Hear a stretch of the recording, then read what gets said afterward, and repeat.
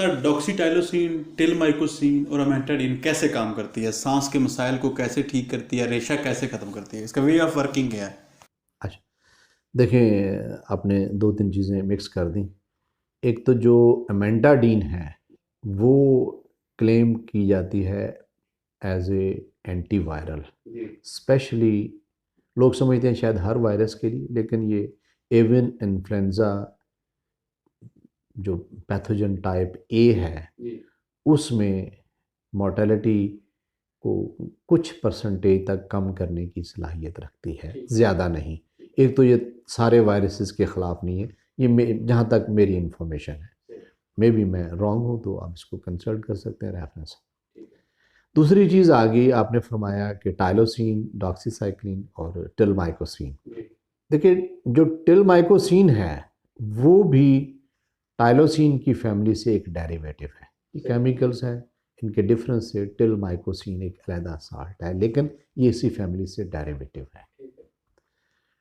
अच्छा, जो टाइलोसिन है वो एक डिफरेंट क्लास है, मैक्रोलाइड है, और जो डॉक्सीसाइक्लिन है वो डिफरेंट क्लास है, वो टेट्रासाइक्लिन से है। मैं आपको बता देता हूँ, जो टेट्रासाइक्लिन है इसमें डॉक्सीसाइक्लिन, ऑक्सीटेट्रासाइक्लिन और क्लोटेट्रासाइक्लिन। ऑक्सी के टेट्रासाइक्लिन लोकल रह के इंटेस्टाइन में ज़्यादा काम करती है, एब्जॉर्प्शन कम होती है। जो क्लोटेट्रासाइक्लिन है वो लोकल की बजाय खून में शामिल होती है, वहाँ पे जाके एंटीबैक्टीरियल इफ़ेक्ट अपना पैदा करती है। जो डॉक्सीसाइक्लिन इसी फैमिली से ताल्लुक़ रखती है। डॉक्सीसाइक्लिन भी फ़ौरन खून में शामिल हो जाती है, और ये बाकी जरासीम के साथ, ग्राम नेगेटिव के साथ, ये जो ग्राम पॉजिटिव के साथ, ये माइकोप्लाज्मा को भी मारने की सलाहियत रखती है। ठीक है, ग्राम नेगेटिव और ग्राम पॉजिटिव और साथ माइकोप्लाज्मा के। जो टाइलोसिन है, टाइलोसिन भी ग्राम पॉजिटिव बैक्टीरिया और माइकोप्लाज्मा को बहुत अच्छा किल करने की सलाहियत रखती है। गुजरे वक्त में हम इसको टाइलोसिन को सेपरेट दे रहे थे, लेकिन जब कॉम्बिनेशन प्रॉब्लम आए, पेचीदगी आई, तो कंपनीज ने टाइलोसिन को और डॉक्सीसाइक्लिन का कॉम्बिनेशन जो पाकिस्तान में आम चल रहा है ये बनाया। रेशा आप ख़त्म करने के सिर्फ ये कह सकते हैं कि जब सांस की बीमारी होती है तो जरासीम जो है अंदर जाके सोजश पैदा करती हैं फेफड़े और सांस की नाली में। उस सोजश से जो सिक्रीशंस, जो मवाद पैदा होता है रेशा, उसमें वो डेड सेल्स भी होते हैं और उसमें डेड बैक्टीरिया, वायरस भी होते हैं। तो वो रेशा जो है स्पुटम की शक्ल में वो बाहर निकलता है। तो जब आपकी एंटीबायोटिक्स जो टाइलोसिन और डॉक्सीसाइक्लिन या कोई भी कॉम्बिनेशन है वो जाके उन जरासीम को मार देता है, तो जो अंदर रेशा सोजश की वजह से बन रहा था, पैदा हो रहा था, उसकी पैदावार रुक जाती है। लामहला जो है बर्ड उसके बाद सेहतमंद होना शुरू हो जाता है। एक कंसेप्ट पाया जाता है कि शुरू के दिनों में टाइलोसिन डॉक्सी इस्तेमाल नहीं करनी चाहिए, एक तो इस बारे में बताएं। दूसरा, ये कोर्सेज का कंसेप्ट होता है कि आपने 15 दिन पे कोर्स करना है, आपने 25 दिन पे कोर्स करना है। कोर्सेज को आप कैसे देखते हैं? आपका जो पहला सवाल है कि अगर शुरू में टाइलोसिन डॉक्सी का आपने कॉम्बिनेशन यूज़ कर लिया या अकेला टाइलोसिन, वो आगे जाके काम नहीं करेगी, ये एक गलत फहमी की बुनियाद है। आम तौर पे हमारे यहाँ कुछ चीज़ें गलत फहमी होती हैं। हम समझते हैं कि सख्त दवाई हमने पहले दे ली तो बाद में क्या करेंगे, बाद में भी आप वही करेंगे।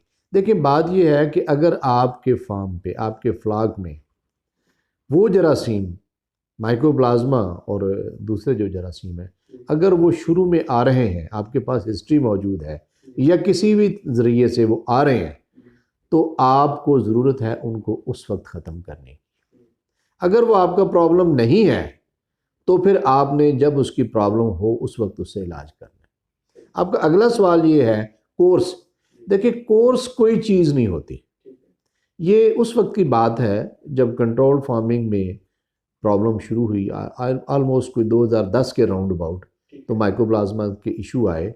उसमें होता ये है कि माइकोप्लाज्मा जो है ये चूज़े के जिस्म में दाखिल होने से लेकर बीमारी पैदा करने तक 21 से 26 दिन लेता है।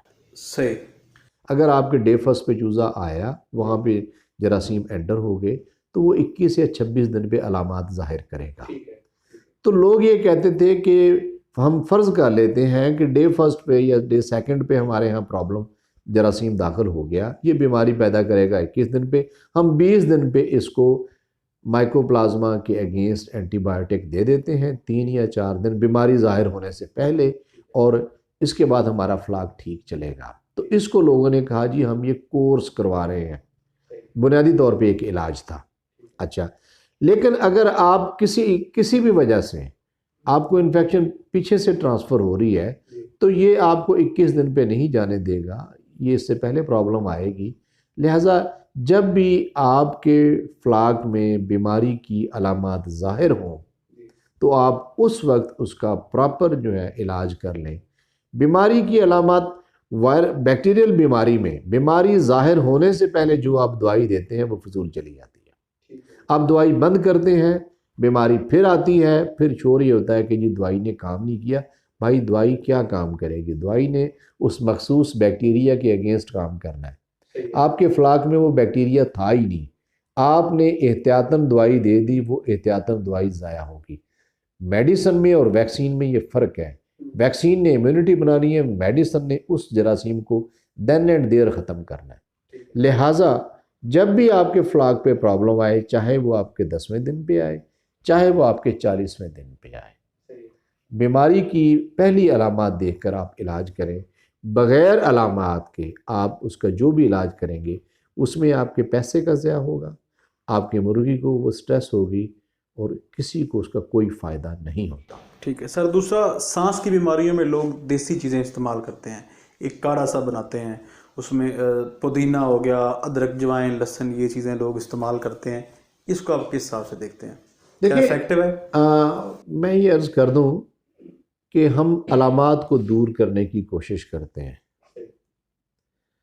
देसी चीज़ें बुरी नहीं है, मेडिसिनल प्लांट में बहुत असर है।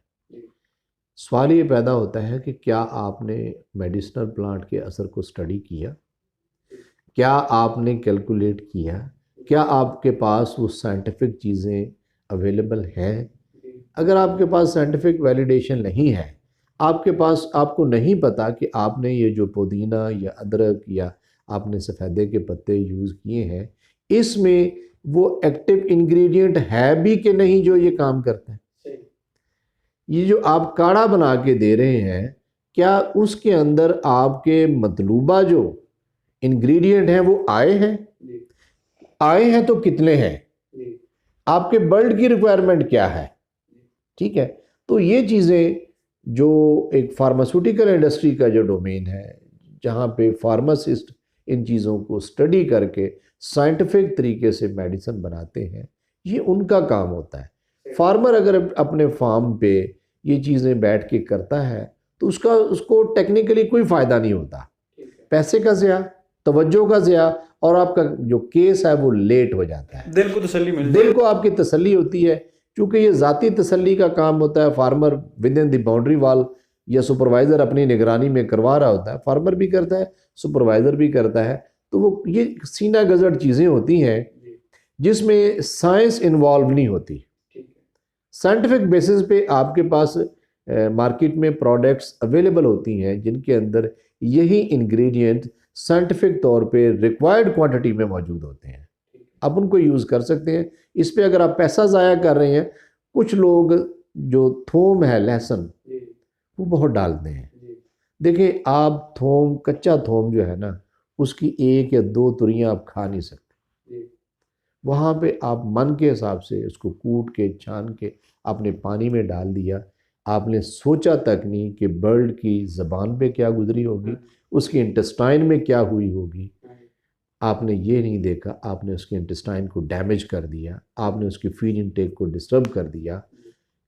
भाई, आपने देखना है कि क्या इंग्रेडिएंट रिक्वायर्ड है, कितना वो हम दे रहे हैं। ये कमर्शियल फार्मिंग है। 4 दिन आपका फ्लाक लेट हो गया, प्रॉफिट से नीचे, लॉस में चले ऐसे ही है, ऐसे ही है। तो इसलिए बेहतर यही है, ये साइंटिफिक मुर्गी है, साइंटिफिक बिजनेस है, तो इसमें आप साइंटिफिक ट्रीटमेंट करें, वो ही इफेक्टिव है। Thank you so much doctor साहब, थैंक यू, बहुत मज़ा आया, बहुत चीज़ें सीखने को मिली। Thank you so much. Thank you, so kind of you.